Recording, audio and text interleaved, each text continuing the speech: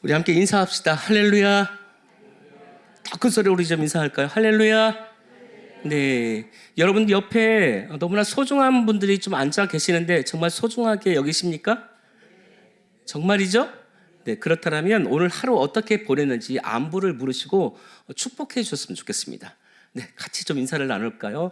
잘 지내셨습니까? 오늘 하루는 또 어떻게 보내셨습니까? 네, 감기는 안 걸리셨습니까? 오늘 눈이 너무 많이 왔는데 또 어땠습니까? 그렇게 인사했으면 좋겠어요. 얼마 전에 제가 이제 버스 터미널이나 아니면 이렇게 뭐 백화점 같은 데 가서 사람들을 유심히 좀 바라봤어요. 그런데 이 두 종류의 사람을 좀 보게 되었거든요. 한 팀은 외국인이었었거든요. 외국인 한 팀, 또 한 팀은 한국인 한 팀 이렇게 있었는데 이 두 부류의 대화하는 그런 모습과 또 얼굴 표정이 굉장히 많이 다르다는 것을 저는 느꼈습니다. 우리나라 사람들의 그런 서로 인사하고 반갑고 하는 모습을 보게 되면 아주 친한 그런 모습과 좀 덜 친한 아니면 안 친한 그런 모습들이 너무나 확연하게 드러나는 것을 저는 느끼게 됐습니다. 여러분도 느끼시죠? 그렇죠? 근데 외국 사람들은요 크게 두드러지지가 달라지지가 않았어요. 거의 비슷하게 갔는데 여기서 제가 느낀 것 중에 하나는 이 사람들은요 끝까지 이 표정을 관리를 하시는 거예요. 외국 사람들은 끝까지 그 사람이 마음에 상처 당하지 않도록 그 미소를 끝까지 유지하는데 최선을 다하더라고요. 근데 우리나라 사람은요 끝까지 최선을 다하지 않는다는 것을 느꼈어요.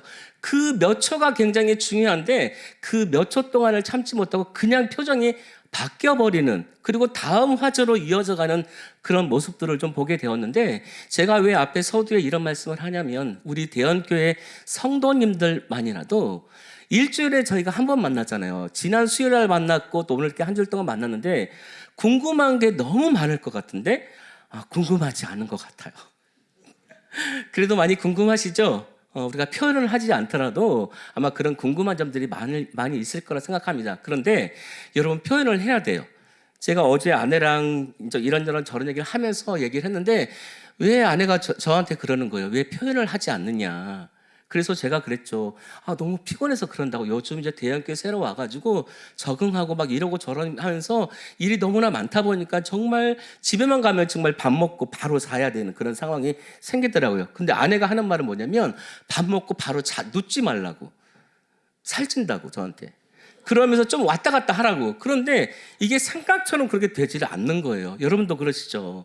일단 피곤하면 빨리 먹고 빨리 눕고 빨리 자야 되는, 그리고 다음 일을 또 해야 되는 그런 상황 속에 있는데, 저도 이제 설교를 준비하면서 반성할 게 참 많구나. 굉장히 제 스스로 잘한다고 생각했는데 돌아보면 너무나 부족하고 연약한 제 자신을 좀 보게 됩니다. 그래서 우리 대형교회 성도님들만이라도 이 수요일 날 어렵게 오시잖아요. 가까운 곳에도 오시지 않고 아주 멀리서 오시는데 또 반갑게 좀 맞이하시고, 또 돌아가실 때는 또 뜨겁게 또 안아주시기도 하시고, 또 손도 잡아주시고, 또 주일날 우리 금요일날 또 힘차게 또 기쁨으로 만났으면 좋겠습니다. 그런 또 안부도 하고 전했으면 좋겠습니다. 여러분, 어떤 병에 내용물이 담겨져 있다라면 그 내용물을 꺼낼 수 있는 그 방법이 무엇일까요? 여기에 이제 물컵, 우리 간사님의 물컵을 이제 갖다 주셨는데 여기에 금반지가 만약에 2개 정도가 있다고 생각해 보세요. 금반지 한 100돈 정도 나가는 그런 금반지가 있어요. 근데 물이 있어요. 근데 여기서 그 금반지를 꺼내려면 어떤 방법이 제일 좋을까요, 여러분? 다 쏟아버리고, 그쵸? 정답은 그거죠. 자, 쏟아 붓기 전에 어떻게 해야 되죠? 그냥 이렇게 쏟아 부으면 되나요? 야, 물 쏟아져라, 그거 쏟아지나요? 아니죠. 기울여야 되잖아요. 그냥 이렇게 버린다 할지라도 뭔가를 액션을 취해야만이 버리고 나서 여기에 있는 내용물을 금을 꺼낼 수가 있습니다. 자, 그렇다면 만약에 사람이 마음을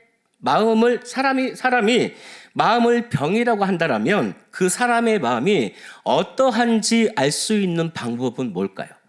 사람이 마음을 병이라고 생각한다면, 지금 여기에 담겨져 있는 이 물이라고 생각한다면 그 사람의 마음이 어떠한지 알 수 있는 방법이 있는데 그 방법이 뭘까요? 네, 우리 조진영 부장님 혹시 아시나요? 어떻게 하면 이 사람의 마음을 알 수 있을까요? 네, 이렇게 표현한다. 이렇게 표현한다. 그것도 틀리지 않습니다. 맞는 대답입니다. 그런데 만약 사람이 마음의 병이라고 한다면 그 사람의 마음이 어떠한지 알 수 있는 방법이 있는데 그것은 뭐냐면 위기 앞에 섰을 때에 그 사람의 그 마음을 알 수 있게 된다는 것입니다. 사람이 쉽게 마음을 표현할 수 없잖아요. 왜요?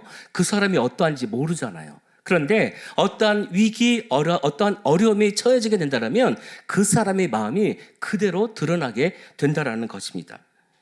즉, 한 사람이 위기 앞에 섰을 때 마치 병을 기울이는 것과 같아서 그 위기의 순간 마음에 무엇을 담았는지가 그대로 드러나게 된다는 것입니다. 마치 믿음의 진가가 위기 속에서 훤히 드러나듯이 마음 또한 그러하다고 합니다. 그래서 위기 앞에 어떻게 반응하느냐가 무척이나 중요하다는 것을 말해주고 있습니다. 여러분, 마음이 반응을 낳고 지속적인 반응이 습관이 되며 습관은 그 사람의 인생을 결정짓기 때문에 그렇습니다. 그래서 결국 마음에 따라 어떤 사람인지 그 사람이 스스로 결정하게 된다는 것입니다. 마음이 막 기쁘잖아요. 누구에게 막 선물을 받았어요. 그럼 어떻게 행동하죠? 그냥 가만히 있나요? 제가 만약에 교회를 막 왔어요. 그런데 갑자기 어떤 권사님이 저를 보시고 밥을 사주시겠다는 거예요. 그럼 너무 기쁘잖아요. 배가 너무 고픈 상황 속에서. 그럼 어떻게 하죠? 너무나 감사합니다. 제가 마침 너무나 좀 배가 고팠는데 이렇게 밥을 대접해 주셔서 너무나 감사합니다. 이렇게 표현을 한다는 것이죠. 또 만약에 슬프면 어떻게 해요? 울지 않나요? 표정도 바뀌고 또 상태도 바뀌고 자세도 달라지는 그런 경우가 있는데 결국 그 마음에 따라서 그 사람의 상태가 달라지게 된다는 것입니다. 여러분, 뜻을 정한 인생이 되라는 제목으로 말씀을 전할 때 함께 은혜 받는 저와 여러분 되어주시기를 소망합니다. 여러분, 바벨론 왕 느부갓네살은 주전 6세기 초에 서남아시아와 아라비아와 아프리카에 맹주로 군림하던 아수르와 애굽을 차례로 격파하고 이스라엘까지 정복을 하게 됩니다. 유다왕 여호야김은 3년 동안 바벨론에 조공을 바치며 종주국으로 섬기다가 반기를 들고 조공을 중단하게 됩니다. 그러자 바벨론 왕 느부갓네살은 주전 605년에 이스라엘을 침공하여 많은 왕족과 귀족을 포로로 잡아갔는데 그때 다니엘과 다니엘의 세 친구들도 포로로 잡혀가게 됩니다. 포로로 잡혀간 다니엘과 다니엘의 세 친구들은 바벨론의 협박에 굴복하지 않고 진실한 믿음으로 하나님을 섬기기로 뜻을 정하게 됩니다. 여러분, 1절 말씀을 보게 되면 다니엘은 부정한 음식으로 자신을 더럽히지 않기로 뜻을 정하게 됩니다. 우리 8절 말씀을 함께 큰 소리로 읽도록 하겠습니다. 시작. 다니엘은 뜻을 정하여 왕의 음식과 그가 마시는 포도주로 자기를 더럽히지 아니하리라 하고 자기를 더럽히지 아니하도록 환관장에게 구하니. 아멘. 다니엘은 뜻을 확실하게 정했고 자기 자신을 더럽히지 아니하도록 환관장에게 구하였다라고 8절 말씀은 말해주고 있습니다. 즉 다니엘은 바벨론 왕이 직접 내린 음식으로 자신을 더럽히지 않기로 뜻을 확실하게 정했다라는 것을 말해주고 있습니다. 여러분, 여기서 뜻을 정하다, 이 말의 뜻은 뭐냐면 굳은 결심을 표현해주고 있습니다. 다니엘은 하나님께서 좋게 여기지 않으시는 일이라면 단호하게 거부를 했다라는 것입니다. 그것이 세상적 기준으로 아무리 좋아 보이는 일이라 하더라도 절대 하지 않겠다라는 그런 굳건한 결심을 다니엘은 하게 되었다라는 것입니다. 여러분, 이 일은 사실 다니엘에게 성공의 기회를 박탈하고 패망을 가져다 줄 수도 있다라는 것입니다. 그런데 다니엘은 뜻을 정하게 된 것입니다. 여러분, 혹시 저는 설교를 준비하면서 너무나 궁금증이 하나가 생겼는데, 여러분들은 방금 우리가 읽었던 다니엘 1장 8절에서 16절까지 말씀을 읽으면서 여러분들은 무언가 좀 궁금하지 않았을까라는 그런 생각이 드는데, 한번 좀 질문을 좀 던져보겠습니다.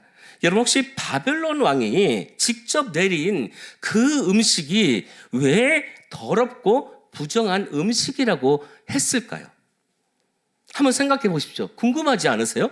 저만 궁금했나요? 저는 너무나 이게 궁금했습니다. 왜 바벨론 왕이 내린 음식이 그렇게 부정하고 더러운 음식이었을까? 저는 굉장히 좀 많이 궁금했는데, 혹시 여기에서 혹시 대답해 주실 분 계신가요? 왜 바벨론 왕이 내린 그 음식을 부정하게 생각했을까? 똑같은 음식이지 않아요? 여러분, 그런데 왜 더럽고 부정한 음식이라고 했을까요? 네? 뭔가 말하고 싶지만 이 대답이 맞긴 하지만, 내가 말했을 때 또 다른 사람이 나에게 또 어떤 돌을 던지지 않을까, 이런 불안함과 그런 위기를 혹시 맡고 계시지는 않습니까? 저는 너무나 궁금했어요. 왜냐하면 똑같은 음식이잖아요. 그리고 왕이 내린 음식이잖아요. 사실 누구나 다 먹고 싶어하는, 그리고 왕이 내렸다는 것은 굉장히 깨끗하고 정결하고 거기에 독도 들어있지 않는 그런 음식일 수도 있는데, 왜 왕이 내린 음식을, 바벨론 왕이 내린 음식을 더럽고 부정한 음식이라고 했을까? 저는 여기에서 굉장히 의문점이 가서 좀 찾아봤더니 이러한 내용이 있었습니다. 여러분, 바벨론의 음식은 레위기 11장에 기록된 음식의 규례에도 맞지 않았지만, 바벨론 왕궁에서는 우상에게 먼저 음식을 바친 다음에 먹었다라는 것입니다. 그래서 우상 숭배자들이 우상에게 음식을 바치는 것은 음식을 준 우상에게 감사를 했다라는 뜻이 담겨져 있다라는 것입니다. 여러분, 하나님의 백성이 어떻게 우상에게 감사한 음식을 감사하면서 먹을 수 있겠습니까? 여러분, 그래서 다니엘은 왕이 내린 음식으로 자신을 더럽히지 않기로 뜻을 결정했다라는 것입니다. 여러분, 여기서 사도 바울은 고린도전서 10장 20절에서 이렇게 말해주고 있는데요. 제가 읽겠습니다. 이방인이 제사하는 것은 귀신에게 하는 것이기 때문에 너희는 주의 잔과 귀신의 잔을 겸하여 마시지 못하고 주의 식탁과 귀신의 식탁에 겸하여 참여하지 못한다라고 사도 바울은 말해주고 있습니다. 즉, 그리스도인은 우상의 제사에 바쳐진 음식을 먹으면 안 된다는 그런 뜻이 담겨져 있다는 것입니다. 여러분, 그리스도인은 마음과 생각도 깨끗하고 말과 행실도 깨끗해야 하지만 음식도 깨끗하게 먹어야 한다는 것을 말해주고 있는 것입니다. 우상에게 제사하는 음식을 먹는다고 우리 몸으로 귀신이나 우상이 들어오고, 우상에게 바쳐진 음식을 먹는다고 우상 숭배자가 되는 것은 아니라는 것을 말해주고 있습니다. 우리가 착각하지 말아야 되는 게 바로 이런 것입니다. 그러나 우상을 숭배하는 자들은 제사를 통해서 우상과 특별한 관계가 맺어지고, 우상에게 바쳐진 음식을 먹으면 우상의 능력과 우상의 축복을 받는다고 생각하기 때문에 우리의 생각과 그들의 생각의 차이가 너무나 확연하게 다르다는 것을 우리는 구별할 줄 알아야 한다는 것입니다. 여러분, 그렇기 때문에 그리스도인은 우상에게 제사하는 음식을 먹으면 안 됩니다. 또한 그리스도인이 우상에게 바쳐진 음식을 먹으면 안 되는 것은 뭐냐면, 우상을 통해 그리스도인이라는 그 신분이 완전하게, 그들이 우리를 완전하게 그리스도인들을 타락시키기 때문에 그렇다라는 것입니다. 그래서 그리스도인 중에는 이런 사람들이 있습니다. 우상에게 제사하는 음식을 먹는다고 우상 숭배자가 되느냐고 이렇게 반문하며 용감하게 우상의 제물을 먹는 사람들이 있습니다. 여러분, 이에 사도 바울은 고린도전서 10장 23절에서 이렇게 말해주고 있는데요. 모든 것이 가하나 모든 것이 유익한 것이 아니요 모든 것이 가하나 모든 것이 덕을 세우는 것이 아니다라고 말해주고 있습니다. 여러분, 아무리 많은 사람들이 받아들이고 아무리 많은 사람들이 따라가도 신앙에 유익하지 않고 교회에 덕이 되지 않으면 삼가하라고 사도 바울은 우리에게 말해주고 있다라는 것입니다. 여러분, 그래서 다니엘이 왕이 하사한 음식을 거부한 그 이유는 뭐냐면 바벨론 왕이 음식을 미끼로 다니엘을 바벨론화 시키려고 했기 때문에 왕이 차려준 그 음식을 거부했다라는 것입니다. 여러분, 바벨론 왕 느부갓네살 왕은 치세에 능한 정치가였다라는 것입니다. 바벨론 왕 느부갓네살은 다른 나라를 정복할 때 수많은 사람들을 포로로 잡아갔는데 포로 중에서 신체에 흠이 없고 용모가 아름답고 학문과 지혜가 뛰어난 사람들을 골라서 바벨론의 사상과 학문을 교육시켜서 바벨론을 섬기게 했다라는 것입니다. 여러분, 바벨론 왕은 포로들의 교육을 받는 이 3년 동안에 왕이 먹는 그런 산의 진미의 요리와 포도주를 하사하고 바벨론에 정착시키는 그런 정책을 취했다라는 것입니다. 그래서 느부갓네살도 포로들의 이름을 바벨론식으로 바꾸게 됩니다. 여러분, 다니엘은 어떻게 바뀌었습니까? 이름이 다니엘은 어떻게 바뀌었습니까? 다니엘, 벨드사살. 하나냐는요? 하나냐는 사드락, 미사엘은요? 메삭, 그리고 아사랴는요? 아벳느고. 이렇게 이름을 바벨론식으로 이름을 바꾸게 됩니다. 여러분, 다니엘을 비롯한 4명의 유대인 청년들은 포로로 잡혀온 사람들입니다. 여러분, 포로는 노예처럼 절대 복종의 의무 외에는 어떤 자유나 권리를 누릴 수가 없다라는 것입니다. 이것이 바로 포로라는 것입니다. 포로가 왕의 명령을 거역한다는 것은 여러분 상상을 할 수가 없습니다. 그 왕이 내린 명령들을 받아들인 것이 바로 포로라는 것입니다. 그러나 여러분, 다니엘은 믿음을 지키기 위해 왕이 내린 음식을 먹지 않기로 뜻을 정했다라는 것입니다. 여러분, 이것이 중요하다는 것입니다. 뜻을 정했다는 것은 굳은 결심을 표현해 주고 있는데 하나님이 원하지 않는 것은 어떤 것도 먹지 않으며 어떤 것도 행동하지 않고 어떠한 것에도 참여하지 않는다라는 그런 굳은 표현이 담겨져 있다라는 것입니다. 즉, 먹으면 하나님과 믿음을 배반하게 되고 먹지 않으면 왕의 명령을 거역한 죄로 인해서 죽을 수밖에 없다라는 것을 이 다니엘도 알게 되었다라는 것입니다. 여러분, 우리가 만약에 그런 상황 속에서 바벨론을 저희가 잡혀가서 포로 생활을 했을 때에 만약에 이 다니엘과 새 친구들 같은 그런 상황에 놓여 있다라면 여러분들은 어떻게 하시겠습니까? 사람들이 보지 않으니 먹을 수도 있다라는 그런 생각을 할 수도 있겠습니다. 그러나 여러분, 우리가 확실하게 알아야 될 것이 있는데 사람은 우리를 보고 있지만 사람은 우리를 보고 있지 않지만 우리를 보고 계시는 하나님은 우리를 끊임없이 지키고 보호하시고 인도하신다는 사실을 잊지 않고 기억하기를 바랍니다. 여러분, 많은 성도들이 거룩한 뜻을 정하고 선하고 의로운 그런 결심을 하지만 대부분 시작은 요란하게 하고 끝은 희지부지 끝나는 경우를 보게 됩니다. 여러분, 왜 그럴까요? 처음에는 막 굳건한 그런 결심을 합니다.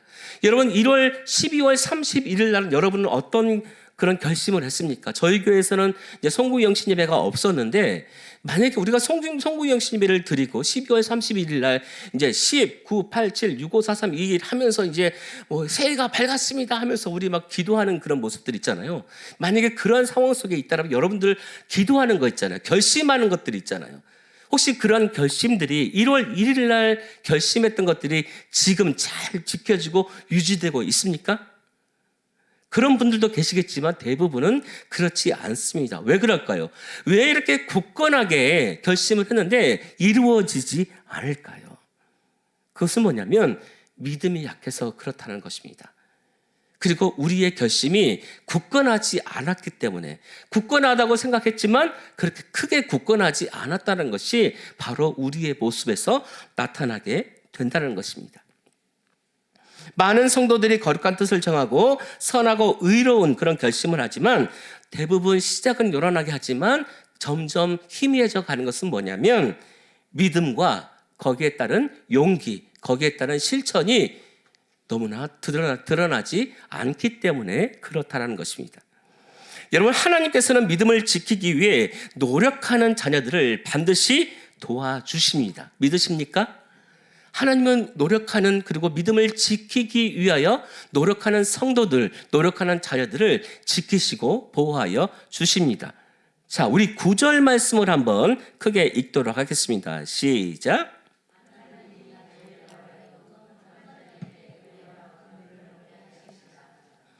네, 아멘. 9절 말씀을 보시면 하나님이 다니엘로 하여금 환관장에게 은혜와 긍휼을 얻게 하셨다라고 말해주고 있습니다. 여러분, 다니엘이 환관장에게 은혜를 입도록 하나님께서 섭리하시고 역사하셨다라고 말씀해주고 있습니다. 여러분, 포로로 잡혀간 다니엘이 왕의 명령을 거부한다는 것은 상상할 수도 없는 일입니다. 여러분, 불신자의 눈으로 보게 되면 다니엘의 이 시도는 어리석고 무모하기 짝이 없다라는 것입니다. 이러한 사실이 만약에 왕에게 알려지게 되면 왕의 노여움을 사게 되고, 즉 죽게 된다라는 사실이 죽게 된다라는 것입니다. 그러나 다니엘에게는 자신의 생사보다 신앙을 지키는 것이 너무나 중요했기에 뜻을 확고하게 지니게 된다라는 것입니다. 그래서 다니엘과 친구들은 왕궁에서 그들을 감독하는 환관장에게 그들의 뜻을 말하고 도와달라고 호소하게 됩니다. 우리 10절 말씀을 한번 크게 읽겠습니다. 시작.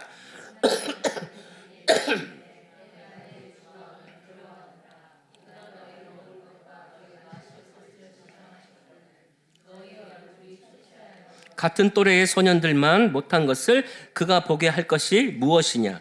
그렇게 되면 너희 때문에 내 머리가 왕 앞에서 위태롭게 되리라 하니라. 아멘. 환관장은 너희들 말대로 해서 만약 너희들의 얼굴이 왕궁에 있는 다른 소년들의 얼굴보다 해쓱하고 파리해 보이면 너희들 때문에 왕 앞에서 내 목이 위태할까 두렵다라고 호소하고 있습니다. 즉, 내가 너희들을 도와주고 싶지만 너희들의 용모와 건강에 만약에 이상이 생기게 되면 왕에게 책임 추궁을 당할까 두렵다라고 말해주고 있는 것입니다. 그래서 다니엘은 환관장에게 12절부터 14절 말씀을 보시면 앞으로 열흘 동안 우리들은 채식과 물만 먹겠습니다라고 말을 합니다.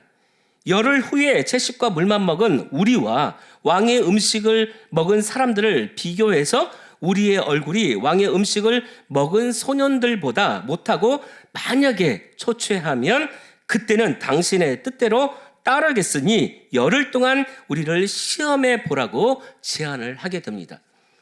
여러분, 생각해 보십시오. 포로로 끌려갔습니다.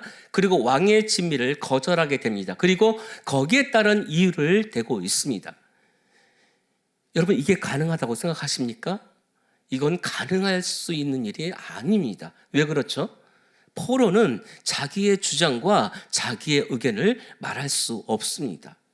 그런데 여러분, 다니엘과 이 세 친구들의 믿음을 한번 보십시오. 도대체 이들에게 무엇이 있기에 도대체 이들을 왜 이렇게 만들어 갔는지, 과연 그 사람은 누구인지, 그 사람은 도대체 누구이기에 그들에게 그러한 믿음을 주고 그들의 그 믿음을 확고하게 지켜나갈 수 있도록 그들을 왜 그렇게 지키시고 보호해 주시는지, 여러분, 그분이 누구라는 것입니까? 그분은 바로 살아계신 하나님, 모든 것들이 가능한 하나님, 전지전능하신 살아계신 하나님이십니다. 믿으십니까?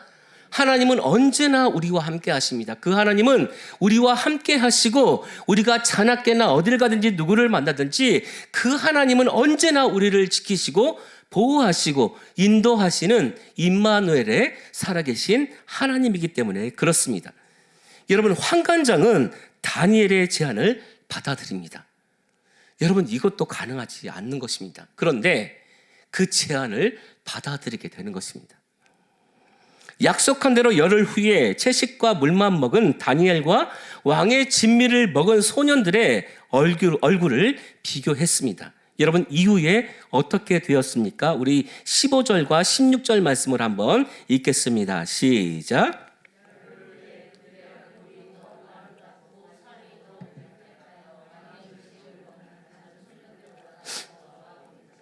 그리하여 감독하는 자가 그들에게 지정된 음식과 마실 포도들을 제하고 채식을 주니라. 여러분 결과가 어떻게 되었는지 다 아시죠? 그렇죠? 너무나 많이 들었기 때문에 제가 굳이 설명하지 않더라도 여러분들은 잘 알고 계십니다. 결과가 어떻게 되었을까요? 믿음을 지키고 믿음으로 살고자 노력한 다니엘의 승리로 끝나게 됩니다.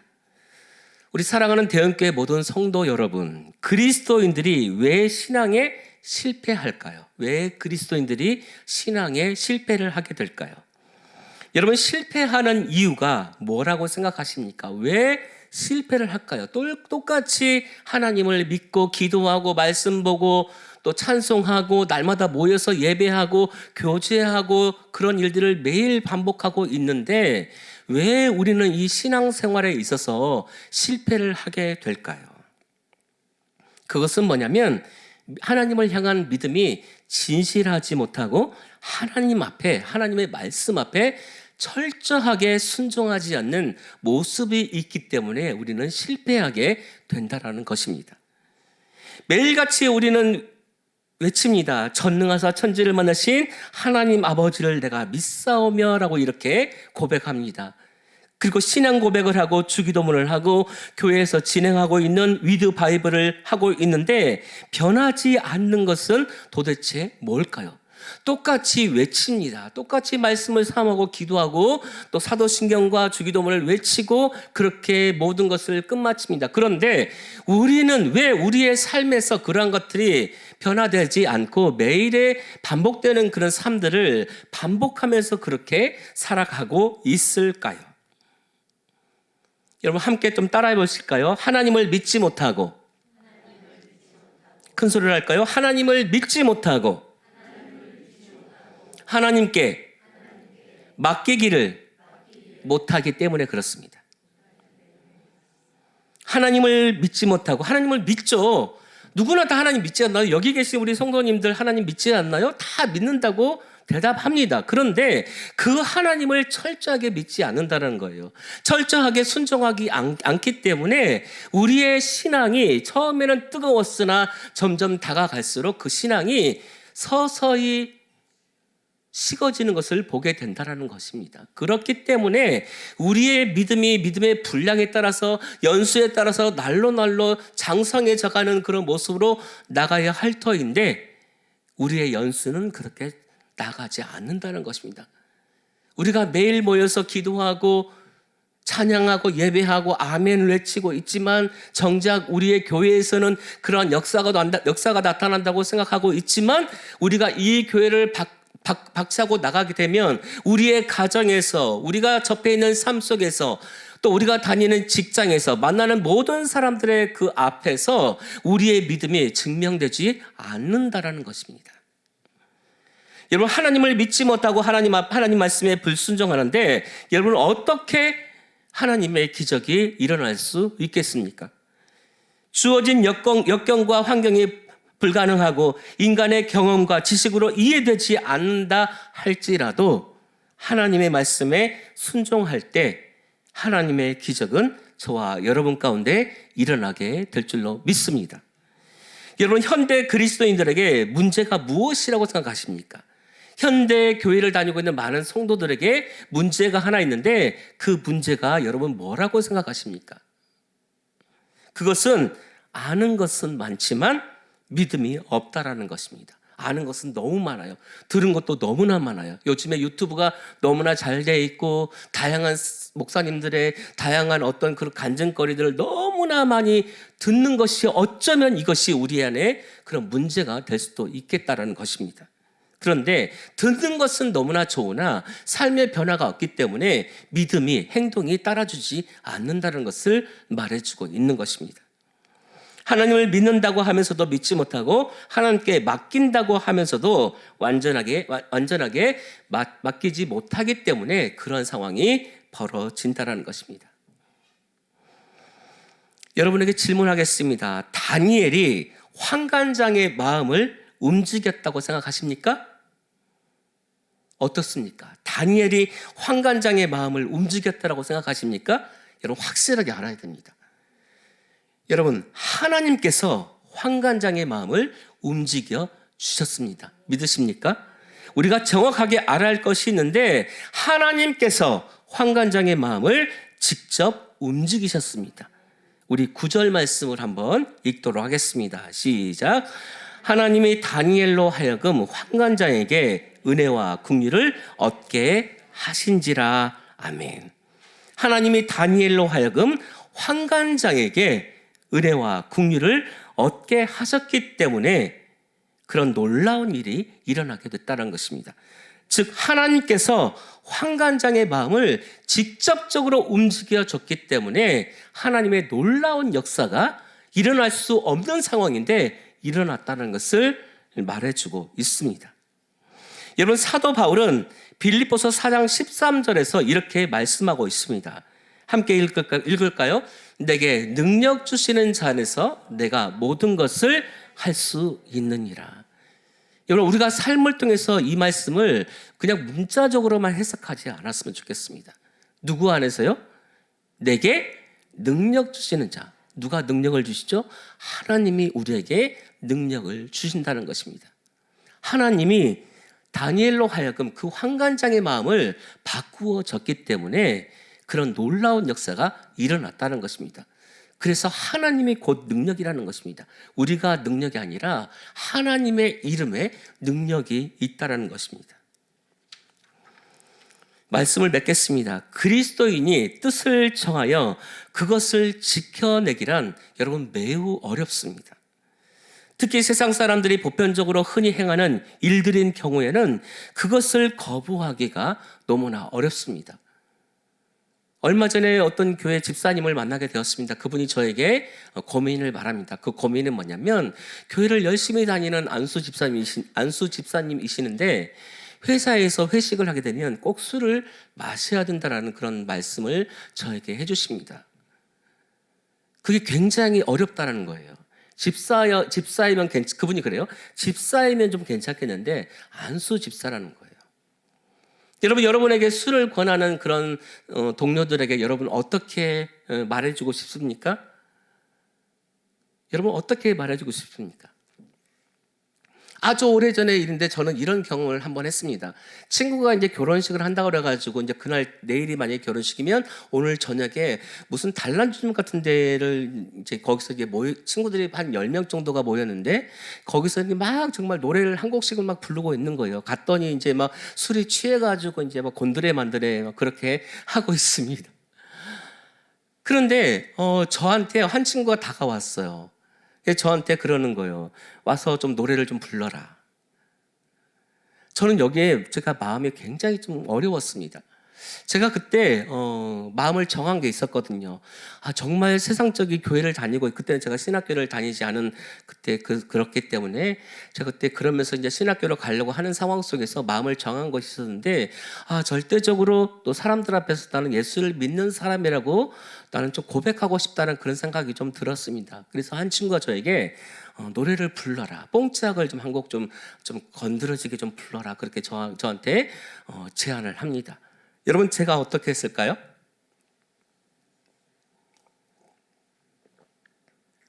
그냥 한 곡으로 제가 마무리를 했을까요? 아니면 한 두세 곡 정도 불렀을까요? 두세 곡 정도 불렀다.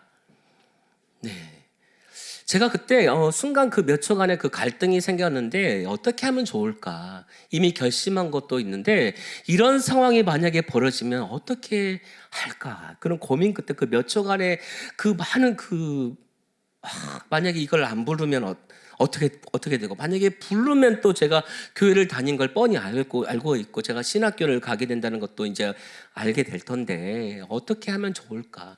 만약에 이 친구들이 제가 만약에 교회를 안 다니고 있는데 모르고 있거나 이제 신학교를 가게 된다는 것도 모르고 있다라면 정말 제가 멋지게 부를 수도 있을 텐데 한 곡이 아니라 한 10곡 정도 불러주고 나서 이제는 가겠다고 이제 굿바이 하고 오게 올 텐데 거기서 그 몇 초간의 그 갈등이 저한테는 너무나 힘든 그런 심리적인 그런 고통과 또 아픔이었던 것 같아요. 압박이 막 다가오는 거예요. 그래서 제가 거기에 잠깐 짧은 시간이지만 어떻게 하면 좋냐 그렇게 기도하고 그 친구들에게 얘기를 했습니다. 미안한데 내가 도저히 부를 수가 없을 것 같다. 그렇게 얘기를 했어요. 그때 한 친구가 이제 누구를 통해서 이제 알게 되었는지 모르겠지만 제가 교회를 다닌다는 것을 알게 되었던 것 같아요. 근데 그 친구가 저를 위로해 주는 것이 아니라 저에게 해주는 말이 있는데 그게 굉장히 저에게 큰 상처로 왔습니다. 그게 뭐냐면 저한테 이렇게 얘기하는 거예요. 제가 뭐 지금 유튜브로 이게 또 나가고 있긴 하지만 저한테 이렇게 얘기합니다. 야, 이 새끼야, 분위기 깨지 말고 빨리 꺼져. 저한테 이렇게 말을 하고 있습니다. 그때 제가 이제 표정 관리 잘하고 그래 너희들 좀 잘 놀고 이제 한 친구에게 결혼 잘하고 다음에 또 얼굴 보자 이렇게 돌아오는데 여러분 눈물이 얼마나 많이 났는지 몰라요. 내가 왜 그런 수모를 당해야 되나? 그냥 그 당시에 눈 딱 감고 한 두세 곡 정도 불러주고 나 이렇게 노래 잘해 그렇게 좀 이렇게 한번 먹여주고 왔으면 얼마나 좋은데 그 짧은 몇 초 동안의 이 결정이 이렇게 왔을까라는 그 생각을 하니까 너무 막 서러운 거예요.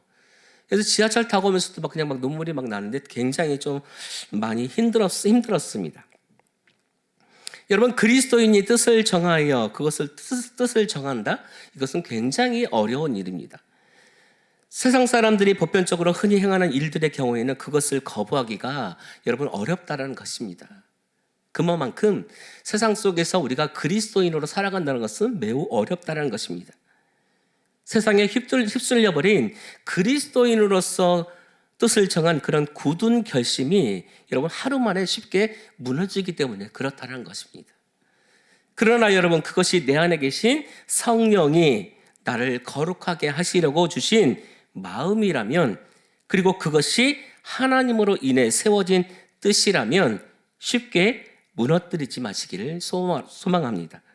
하나님께서 우리의 굳은 결심을 완성하도록 도우시고 지키심으로 믿음으로 끈기 있게 나아갈 수 있도록 믿음의 용기를 주시기 때문에 그렇습니다.